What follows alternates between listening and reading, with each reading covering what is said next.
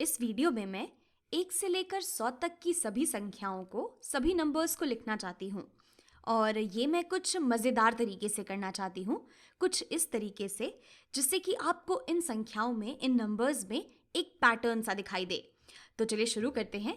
हम शुरुआत करेंगे अपने सबसे पहली संख्या जो कि 0 या फिर 0 होता है उससे। फिर इसके बाद आता है हमारा 1, फिर आता है 2, फिर 3, फिर आता है 4, फिर 5, फिर 6, फिर 7, फिर 8 और आखिर में आता है 9। तो अब हमें पता है कि 9 के बाद आता है 10, लेकिन यहाँ 10 लिखने के बजाय मैं यहाँ पर इस रो को, इस पंक्ति को कर लूँगी कॉपी और इसे हम यहाँ पर फिर से नीचे ले आएंगे। और अब यहाँ पर हम क्या कर सकते हैं कि 10 को लिखने के लिए हम इस दूसरी पंक्ति में 0 के आगे, इस 0 के आगे बस 1 डाल सकते हैं। तो यहाँ पर अगर हम ऐसा करते हैं तो हमें मिल जाता है 10 और 10 के बाद आता है 11।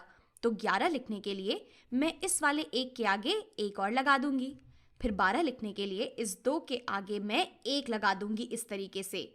तो यहाँ हमें मिल गया 10, 11, 12 और इसी तरीके से अगर हम इन सभी के आगे 1 1 लगाते जाएं तो हमें हमारी गिनती मिलती जाती है। यहाँ पर हमारे पास आ गया 10, 11, 12, 13, 14, 15, 16, 17, ये आ गया 18 और ये आ गया हमारा 19।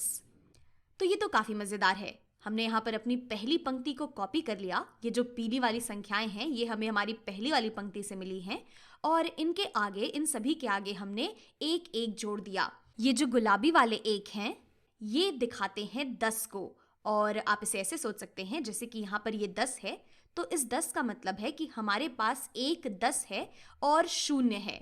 तो यहाँ पर हमारे पास है 1 दहाई और 0 इकाई।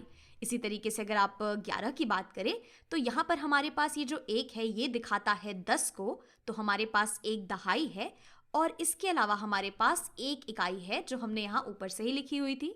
यानी कि हमारे पास है 1 दहाई 1 इकाई जिससे हमें मिलता है 11।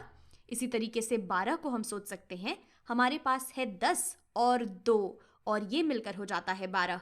यानी कि हमारे पास है 1 दहाई और 2 इकाई जो कि 12 बना देती है।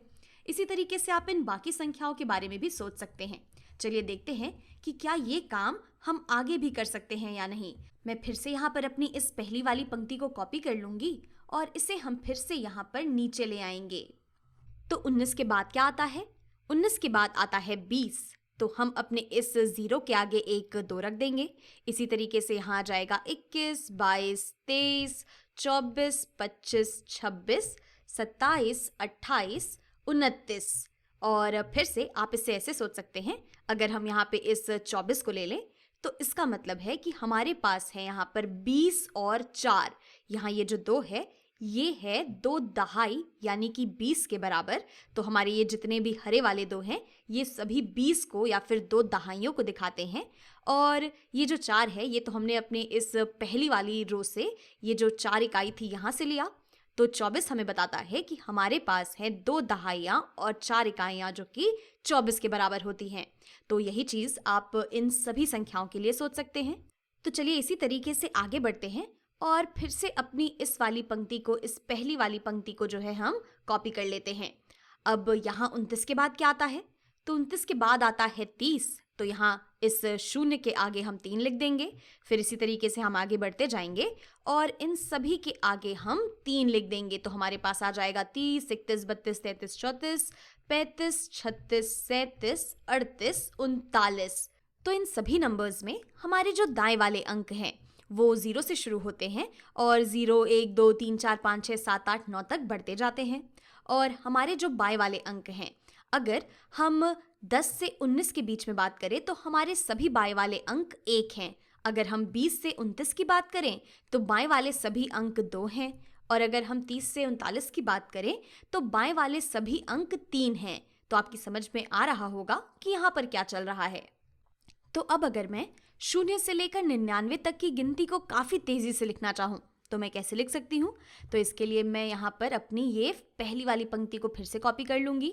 अब ये वाली जो पंक्ति है ये मेरी 40 वाली पंक्ति होगी। इसी तरीके से ये वाली हो जाएगी मेरी 50 वाली पंक्ति। यहाँ भी मैंने इसे लिखा नहीं है, मैं इसे धीरे धीरे भी भर दूंगी।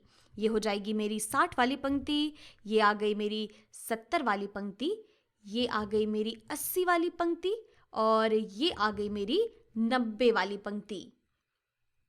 तो मैंने अभी अभी आपको बताया था कि ये है मेरी 40 वाली पंक्ति, ये है मेरी 50 वाली पंक्ति, ये है मेरी 60 वाली पंक्ति, ये है मेरी 70 वाली पंक्ति, ये है मेरी 80 वाली पंक्ति और ये है मेरी 90 वाली पंक्ति। तो अब क्या होगा अगर मैं इस वाली चीज़ को कॉपी कर लूँ और फिर इसे पेस्ट करती जाऊँ मैं यहाँ इन सभी संख्याओं के आगे। तो अगर मैं यहाँ पर इसे ऐसे रख देती हूँ तो ये आ गया मेरा 41, 51, 61, 71, 81 और 91। इसी तरीके से मैं इसे यहाँ पर भी ऐसे रख देती हूँ कॉपी करके।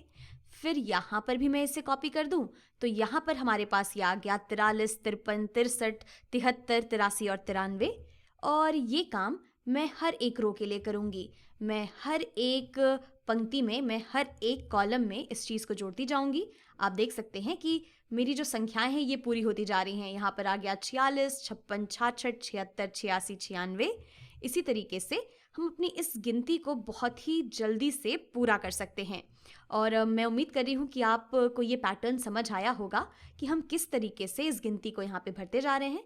और ये आ गई मेरी आखिरी पंक्ति। यहाँ पर आ गया 49, 59, 69, 79, 89 और 99।